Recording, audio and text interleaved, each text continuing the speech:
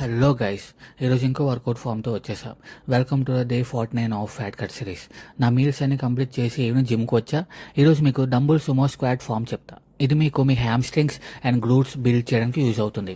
Let's go to the workout. First warm up చేసా. Next డంబుల్స్ని both హ్యాండ్స్తో between legs hold చేయాలి.